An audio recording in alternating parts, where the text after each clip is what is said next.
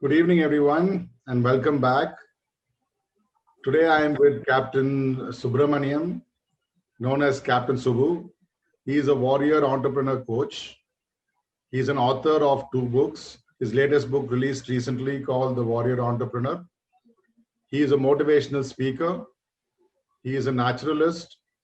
He also is a facilitator of adventure, birding, camping, and we can go on and on. He is a recipient of the Army Bravery Award, and he has 30 hobbies that he is actively involved in at the moment. Good evening, Captain. How are you? Warrior, salute to you, Glenn. Thank you for giving me this opportunity to interact with you. I'm fine and hope all fine with you. Everything is good with me, Captain. It's wonderful talking to you. Captain, can you give a quick introduction about yourself? I think I've not covered all your attributes, I think, in my short introduction. So just tell me a little bit about you and your life. A brief about my name itself is like a brief. Instead of Subramaniam is Captain Subu. Okay, I am typically from a village background. My parents, my father was a farmer, mother a housewife, and I studied in Tamil medium. And my ambition was somehow joining army as officer. Like whenever I see anything on newspaper, anything, even any board is written army or something like that, I get attracted with those things. So with that aim, I have grown up. I have no reason like why I got interested, involved in getting into the army. I don't know, but that was like in my bread, butter, jam, and blood, everything you name it. It's part of my life. That was ambition. I've grown up. I studied in a village school till fifth standard and a nearby town convent till my plus two. I studied in Tamil medium. Then I realized, yes, to get into army or any competitive exam, English is a must, whether you like it or not, whether people accept it or not. There is a must. Communication is one thing which takes you to the next levels. So I took the risk of shifting myself from Tamil medium to English medium at the crucial time of plus one, plus two, where everybody goes from CBSE to state board to score more. I did the other way around, taking all the risk. Okay. Then yes, everything was going above my head. Even the basic things I couldn't understand the words in English. But then that's what I grown up and wanted to join the army. Then I shifted myself to Chennai with the various this thing. Probably that I will tell as a story the later part of our interview today. And then I joined the army. I was through the short service commission for 5 years, and after leaving the army, I worked in few industries. Like immediately after leaving the army, I was in one of the best five-star hotels in Chennai. That time it's called Park Sheraton. It's like now it's Crown Plaza. For 6 years I was there. Then I was absorbed by a multinational company that is in the oil and natural gas industry. I had a stint of 4 years there, controlling the pan-India security and all these things. Then my friend started a travel company, travel and conference management. So he kept on pressurizing me, like, why don't you come join here? Because I practice around 30 plus hobbies. I am interested in traveling. I read a lot of history books, like all these things. So he was insisting, you join. Then we three, as a partners, we joined and started that travel company. So accidentally, I fell into sort of a training when we were organizing a trip for a group for training to Kodaikanal. So there I happened to take a session for them. Then it got into my mind. Then I was into various adventure activities and all. So I started my own campsite in collaboration with partners. We have a campsite near Vedandangal. It's around control three campsites, one here and one in Chidambaram, again my friend's campsite, and again one in Kotagiri. So basically I am into adventure, and I'm a bird watcher and camping and all. My main this thing is I'm a warrior entrepreneur coach. That is my the niche and the core concept, Gren. This is generally a overall view of my this thing, from a village boy to a army of the stars on the shoulder. Now with the entrepreneur again on my head. Okay, a warrior on the shoulder and the entrepreneur on the head. Now I am heading for the as a warrior entrepreneur coach. Yeah. Wow, that is one interesting story, Captain. I mean, I've heard of Yeah. full life, but you are definitely living the full life. As you said, having one hat on is already a difficult job. Having on two hats may be even a little more difficult, but having so many different roles and trying to execute so many different activities, and then maintaining hobbies as well as your business passion and also coaching is definitely a feat. So really congratulate you and really admire your vast skills and your entrepreneurial spirit as well. Thank you, Graham. Actually, in fact, that is what gave me the confidence to get into this coaching. Like whatever the different experience, like made me to become a warrior entrepreneur coach. Yeah. Yeah, that brings us back to the topic of warrior. So I've always been intrigued with the army, but unlike you, I never had the courage to take on that course of my life. But so tell me a bit of your army life and how has it influenced your decisions to really go there and actually play the roles that you did as an army major. I'm sorry, captain. Thank you for giving a promotion, on-spot promotion from captain to major.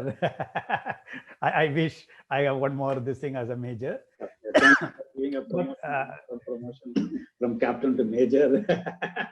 I wish I have one more this thing as a major. Thank you for giving a promotion. So the reality is that like see it was as I told you, like getting into army is like I have even in the interview when they asked me why you want to join the army, I said that like generally people give an interview answer, right? A ready-made prepared answer. I'm patriotic, this, that, traveling, adventure, all this. I said I really don't know, like why it has come into my blood and brain. Why should I join the army? Some of like seeing something would have attracted me towards army. But what influenced me the most was, I think, sometime in 1980. I was in my schooling. Because that's the time the Prince Charles and Lady Diana got married. Okay, it was exactly, I think it was a July 31st or something, one day after my birthday or something. So that time there was no TV, nothing. Okay, இது எல்லாமே பாத்தீங்கன்னா வந்து எல்லா newspaper clippings அந்த இதான் வரும்போது a lot of things about Prince Charles, Diana, like the typical royal life, how they live. And if you actually see the royal life, most of them are connected to adventure, like playing polo, horse riding, archery, shooting, like different skiing. And when it comes to the different dinner setups, all these things really attracted me. But then it gave me one question, like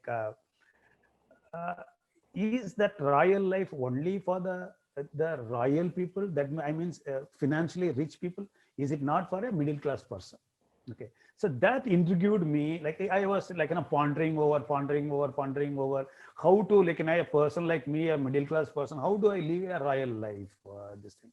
So that made me give me more this thing into getting into the army, because I know that in army there are different lives. Like you do so many. If you want, you can fly choppers, like different aspects, skills, and all these things. But getting into the army, okay, now I just introduced two things because since we started with a warrior and an entrepreneur, there are two definitions for warrior and entrepreneur. So the general entrepreneur definition enna pathina, as per the dictionary, anybody starting a business or businesses, first point, taking a risk, financial risk, and expecting a profit. There are three things connected to be an entrepreneur. Okay, generally இப்போ பாத்தீங்கன்னா entrepreneur சொன்னாலே everybody thinks he should be a businessman. Yes, of course, but in reality how I interpret that is everybody is an entrepreneur. Okay, provided he gets into these three actions: taking starting something, taking risk, and expecting a result within a set time frame. It is not on a continuous basis. So in that case, even a student is an entrepreneur and his business is studying. A teacher is an entrepreneur, her business is teaching.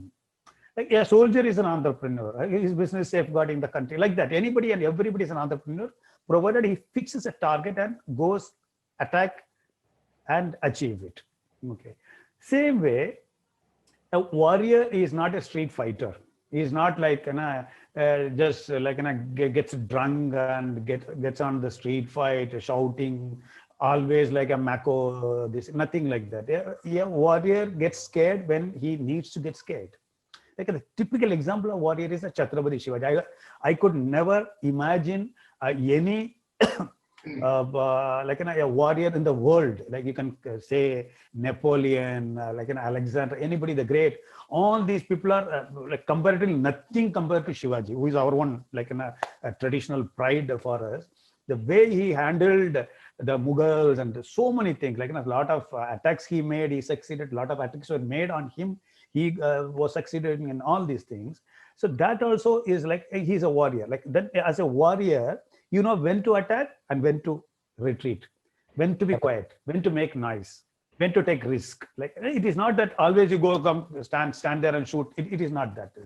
So I'm combining these things. That means to be successful in life, whether it's business is nothing but life, life is nothing but business. You can't have two phases, one for life and one for business. We can say, but basically it is what you are doing. Whatever action you do, it is part of your business, part of your life.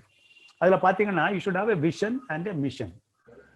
So for a vision, you have to be an entrepreneur to what is achievable, what is successful, what is the trend. Like you have to use your brain, and most of the time the vision is made in the AC room, okay? The air conditioned room with all the ideal situations. You make everything ready. But when you want to execute that vision into a mission, then comes you have to be a warrior, because what is planned may not happen on ground the same thing. A lot of changes, undue, this you expect the unexpected, all these things come. So then you have to be a warrior to execute the mission. Because that is what, and my joining army, now coming back to your question, is a typical, like before joining itself, before becoming an official warrior itself, I was like a warrior entrepreneur. Because first thing is I studied in Tamil medium. Okay, I never had that English communication. I used to wonder how people talk, how the words come out of the mouth, like English words coming. Like I used to wonder. Okay, then the next is generally people you have to write the Union Public Service Commission. That's called Combined Defense Services exam, equivalent to IAS, IPS sort of thing. I can hear you for sure. This is a right, I was just telling 1 minute before, vision and mission. Okay, we are sitting in an AC room. Vision is very clear, but when you are executing it, lot of ups and downs will be there. You have to manage it. It is exactly what is I was telling a few minutes before. It's happening now here. Okay, and the same thing happened when I was a guest to one of the engineering colleges recently, 2 years back. When the whole auditorium was full and they were about to start, they put that the music then and the Tamil national song, okay, state song, and the system was not working. They did this from mobile, all these things, nothing worked. Finally, one lecturer came, one lady came, lecturer came. She started singing on the mic. It's done. So the skill is more important than the technology. So that is what a mission as a warrior you have to do. Okay. So coming back to this thing. So the basic qualification was a degree. Okay. So nowadays, I was telling the same thing. And nowadays, the children, when they are in the 6th standard itself or 5th standard, they know exactly what is the exam, how to write, what are the procedures, everything to join the army. Or even after joining army, what to do and all these things. But when I was there, even after completing my degree, to be frank, I never knew. I basically knew the outline.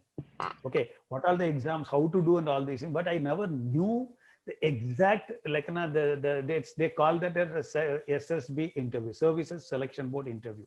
It is a 5 days how to do that. But somehow I cleared this thing, the degree, and then my plan was shifting from my village to Chennai. Okay, and Chennai, then I joined a chartered accountancy. Okay, I told my parents that I want to go to Chennai, but actually, to be frank, my parents were deadly against me joining the army because we are the only son and I have a sister. Okay, a typical South Indian family. And I told them I want to do CA, Chartered Accountancy. Okay. CA, you know that now you can join any articleship and it's easy. You don't have to know formalities of joining and that. Because I got my MSc, but because of some strike in the university, I couldn't join here, though I got the seat for the MSc in Chennai. So the easiest way I joined the CA. Okay, but in village, everybody knows whose son is who, what is he doing, everything.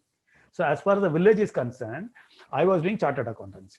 But I was preparing, instead of when the CA people go for the mercantile law, this, that, all these things, I used to go with the competition success review, this book, that book, and all, preparing for the army exam. Okay. The army exam came and I wrote the CDSC, UPSC exam. So nearly a few lakhs of people write, and nearly 1,500, 2,000 candidates get selected. So I was lucky enough, got selected. When I went there, okay, for the interview, then I realized somebody has to coach. Saw in the ad, somebody told me. I went at that time itself. I paid some 2,000 rupees something because I was desperately joining the army. He said, "I'll give you SSB coaching." I went there. Again, I felt he had a daughter. She was doing 10th standard. Okay, I had completed my degree. And every day when I go there, he used to give some topic. She asked me to discuss with her, like a group discussion. And I realized she was like a typical Navy officer's daughter. Her English language is much better than mine. Then I felt like I'm taken for granted. I said, instead of getting motivated, I was getting demotivated. Then abruptly I decided, yes, in spite of whether I have paid or not, no problem. I'll move out of that. At least I have whatever confidence I have. Let me go and face it that way. But God was there. Like they always say that the positive energy you send, it comes back with the affirmation. Yeah. Again, I met one officer. He said, "I'll guide you." And he was a gem. He is a God to me, God to me. Even now, I don't know where he is, all these things. But he coached me just for 15 days. Then I went for the interview. And the interview process is, they do interview only for 15, 20 people maximum in each batch. So when I went there, it was in Bangalore. And I was told that last 3-4 batches washed out. Not even a single candidate got selected like that. And I thought, okay, don't know. And you go there. Typically, these North Indian people and all, they are typically, it is like the South Indian mentality and the North Indian mentality. They're very aggressive. They come, all like blah blah these things. But I was very quiet and I was just observing what to do. Okay, these are the people I'm going to compete with that. And of course, end of the 5th day, they selected only 2 people, and I was the one among them. Okay. Awesome. Then came thank you. So then came the next stage of medicals.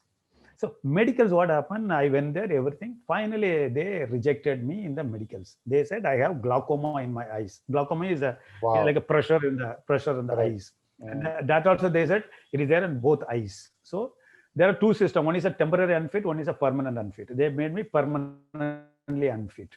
Wow. Okay. And there is a procedure that you can appeal against that. It's like a systematic one. So in that case, they give 21 days. You go for a checkup, treatment, something. Then you can appear for the re-medical, and if you are through, you are selected. But I didn't know. When I was selected in the SSB, I was on the 7th heaven. Now I was in the depth of the Pacific Ocean. After the medicals, the thing. Then I came to Chennai. I checked with the local doctor. He said glaucoma, no pressure, nothing.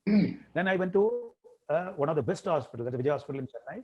I was tested by the topmost, the optician or the thing. Then he also said nothing wrong. Then again went to a government hospital, Stanley Medical College, because there also I got checked because my cousin was there in studying there. And that he took me there. There also they gave me a clear certificate. Then I was asked to go to Pune for a re-medical. So I traveled all the way to Pune. I again went there. The eye specialist checked me, and he said, "Subbu, you don't have any problem right now. Glaucoma is something; it can come to anybody anytime. So you may get it tomorrow, you may not get it also. But since you are already told that you have glaucoma in both eyes, I can't overrule that." He permanently rejected me. I was in my tears. I just came home. And I discontinued my CA because I never studied, opened my book for the CA, but I didn't know what to do. So immediately, like a warrior, you have to be a warrior, right? So immediately I saw one course, there's a foreign trade management, okay? Yeah. Like an export import, that's some 6-month certification course or something. I thought I will do that, get into some sort of export, something like that. In the meantime, few people are telling me, why don't you appear again? Like that. I said, they already rejected me. And it's already time, energy, money, everything like that. Because first time they pay you for your travel, everything, stay, everything. Second time, they don't pay you for the travel. Of course, you're staying with them. But somehow insisted.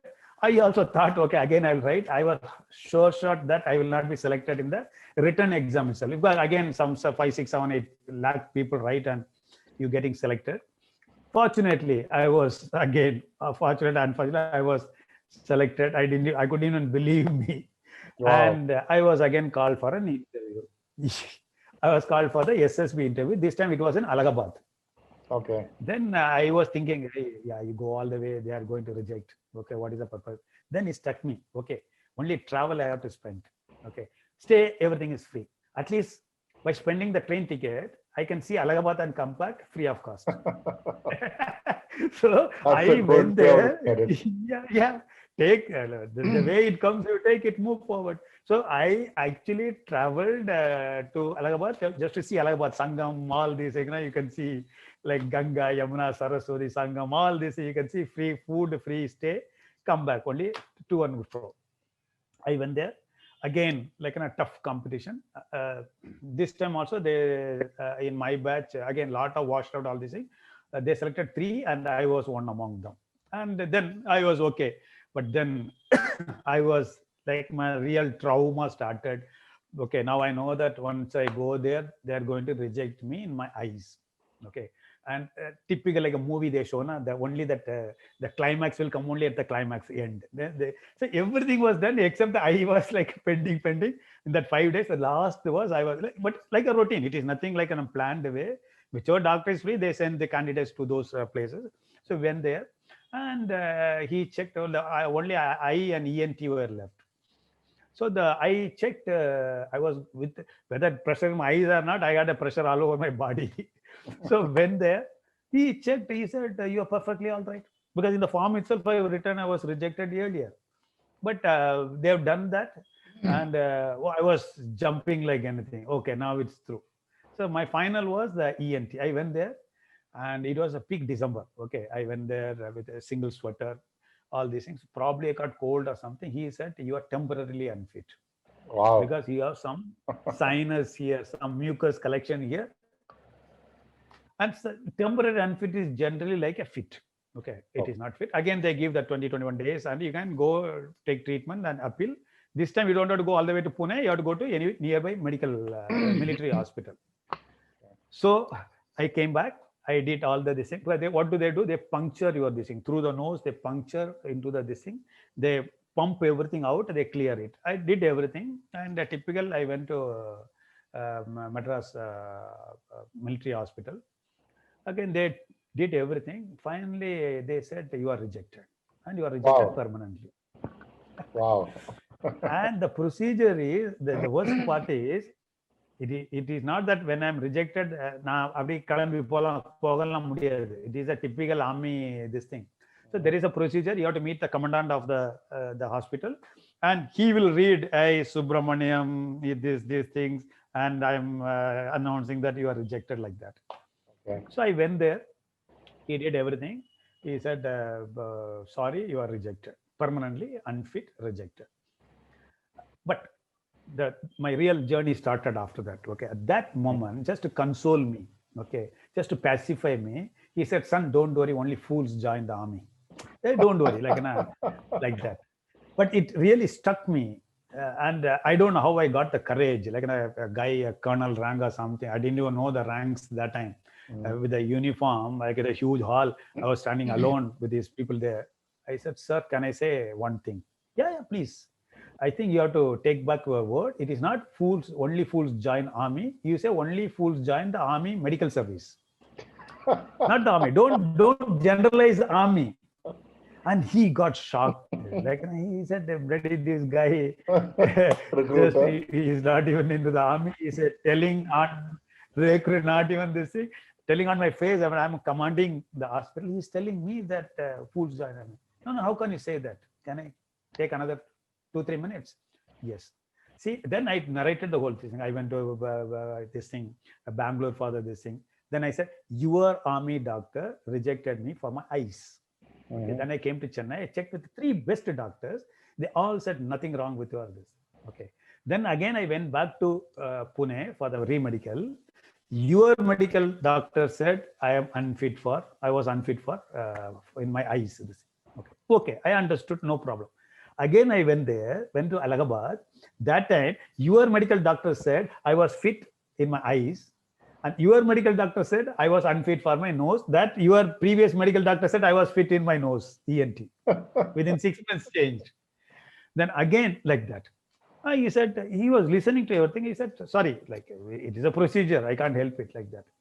But you won't believe that, Gren, within another month or so past, suddenly I got a telegram from the army headquarters, probably the first time in the history of army. I don't know. They said, you come for a complete re-medical checkup to Pune. So again, I went to Pune, but I was 100% sure that I will not be selected.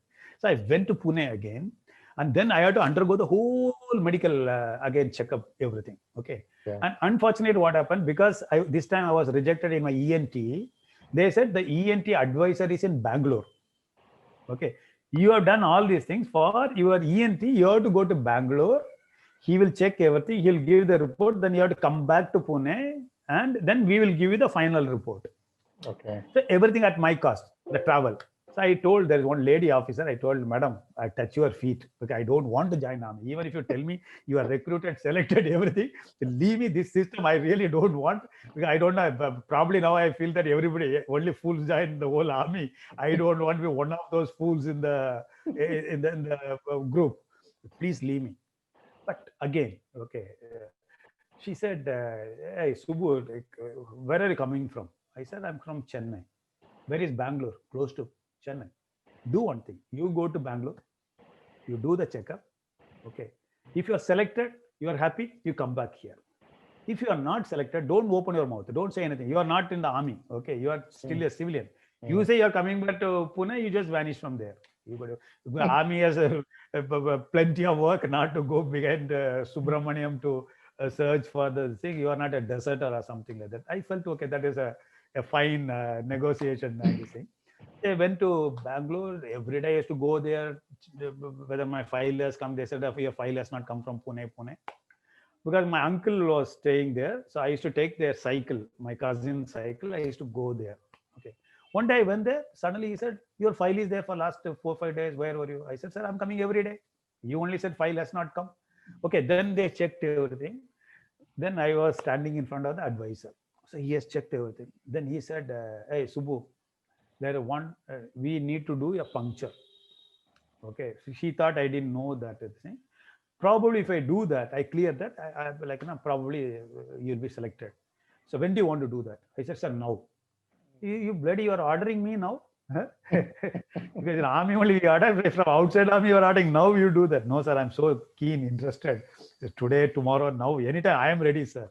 He said, okay, what about you inform your parents and all this? No problem, sir. They all know that I just told them, they all are here. My cousin is there outside, like that. And immediately I was taken to that theater, puncturing done, all the plaster tests were put. I took the cycle, came back. My auntie was shouting at me, you never told me. And they were waiting. I went in the morning, I didn't come in there till evening. Only I went back. So finally they said, okay, you are clear. You go back to Pune. Then I went to Pune. And finally they gave me fit. Then I joined the army. That is a big story. But other thing is, after joining the army, okay, after joining the academy, the officers training academy is the second toughest army training in the world. The same training is given in Indian Military Academy in Dehradun, 18 months. It is compressed and given in 11 months approximately. So there is no gap for you to relax. They say, no, your mind, brain, body, everything is squeezed, and like, they take everything out of breaking your ego, all these things like that. So I was, the way, the enthusiasm I joined, okay, after joining, then I decided I will not continue for various reasons. Like, I had my Hindi problem, like, I had a stress fracture, all these. Then I had to overcome that. In fact, I told my father to come and take me out of the army also. But thanks to one of my uncle Air Force, he stopped my father. He said, if you go inside, he'll run, he'll come out with you. Don't go. Go tell auntie that you come, met your son, all these things. He is fine. Now he decided to continue like that. You go. After a few months, he'll be all right. So again, of course, it's a matter of because of my medical this thing I joined my academy after 10 days, but every day makes a difference. I learned how to withstand that. So this is the beginning of a warrior's journey, then getting into the entrepreneur. It is it's part of it is a warrior entrepreneur's journey. Okay. As I said, Captain, I think your life itself has been an example of how to be entrepreneurial. I mean, listening to the way you handle the situation, I think a lot of other people would have given up what they are doing and they would just accepted defeat and gone back. I think you have been showing the one is your perseverance and also shows the spirit which an entrepreneur needs is never give up and keep trying again and again and again, and then you succeed. I think that Exactly. is your life is an example for that. This has been great, Captain. I think we have completed Yeah. our half an hour for the day this time. So next in our next session, we will go into the other facets of your book. Yeah. I've been reading the book that you have just published. For those who have not Yeah. bought the book, I hope you can see this. This is a Warrior Yeah. I think even Entrepreneur I have. book of Captain, and I actually sat down to just read a bit up for this FB Live, and I could not stop reading it. It has been so engaging and so well written. So, Captain, thank you for giving me the book. I think I'll finish it tonight. I can't sleep without finishing it. It's so interesting. And also, the way And you've written it is give very layman language, so it's easy to understand. So, really commendation on the great book that you've written, Captain. no, basically, since I'm on the FB Live, I have written for every layman to read that. That's the reason I have put it in a normal. But in personal, I'll tell you that's the only language I know. I cannot write a high funda English. I am a layman. I am writing it a layman this thing. And in our future, this thing we will now. It is, as I said, it's a journey. Okay, a warrior entrepreneurship is. It is not like one of those webinars or seminar. They say the 3 secrets to make money, the 3 secrets or 5 secrets to be successful. It is not that. It's a journey. Yesterday you could run 16 kilometers. You may not run today. Okay, tomorrow then it will be a different. It's a continuous journey. You have to adjust and it should be like a wave. You should go along with the wave. So next time we will see what all the qualities, the instincts and the transformation and the traits required to be a real warrior. We'll continue with that, Gren. And it was really a great opportunity and it was nice conversing with you. Of course, we have been discussing various things, but it is a great, it's a pleasure talking to you. My pleasure, Captain, without question. But we should thank over the viewers. Yeah, I think we've had a bit of technical glitches today. They keep saying that they cannot hear us properly. I will be posting this video on YouTube and I will share the link on Facebook as well. And Captain will also share it on his Facebook. You can see the recording of this on YouTube where the recording is being done in another system and it's captured both our audio. So I apologize for those who have not been able to hear what we've said or missed some of the audio or video part of this interview. So thanks for hanging in there and staying with us. And we'll be back next week, same day, same time. Next time it would be my turn where I would be talking about business planning, where Captain would be the one asking me the questions and I would be talking about how we use planning in life. We plan to do this series on alternate weeks, going with the warrior entrepreneurship model of Captain and my business model, which is Oliver Wright's IBP, and how we integrate both of these to make a holistic person as well as a overall profitable business. That is the goal of this FB Live we do every Thursday at the same time. So thank you for being with us and thank you, Captain, again for your time.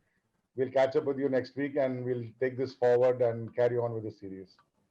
Appreciate your time and your engagement.